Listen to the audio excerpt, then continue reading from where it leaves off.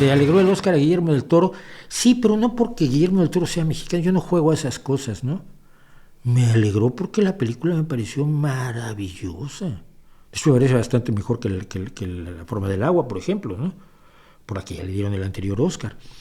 Pero la película me pareció maravillosa y el rescate de la animación en stop motion me pareció brillante, y el tipo de cosa que solo puede hacer alguien con mucho poder en Hollywood como Guillermo del Toro, porque esos son añísimos de trabajo que cuestan un platal.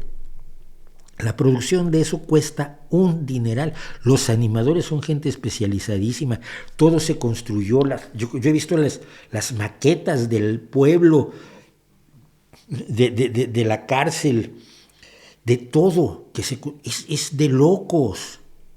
Y todo eso cuesta dinero. Tienes escultores, tienes pintores, tienes arquitectos, tienes diseñadores, tienes técnicos hasta para aventar para arriba, tienes a los animadores, es a los que hacen a los muñequitos que se pueden animar. Tienes una postproducción enorme porque los muñequitos vienen agarrados a un pedestal y tienes que borrar los pedestales en todos los fotogramas de la película.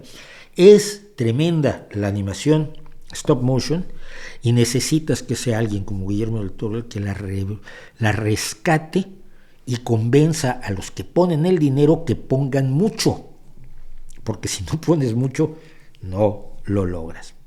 Entonces, en ese sentido, la película me pareció excelente por muchísimos conceptos. Es una recreación de la tradicional historia de Collodi y por eso me da muchísimo gusto que haya ganado el Oscar Guillermo del Toro. Yo sigo enojado con él porque al final nunca hicimos la película que íbamos a hacer sobre mi cuento Leyenda a las puertas de una sala del Museo de Arte Moderna. Pero bueno,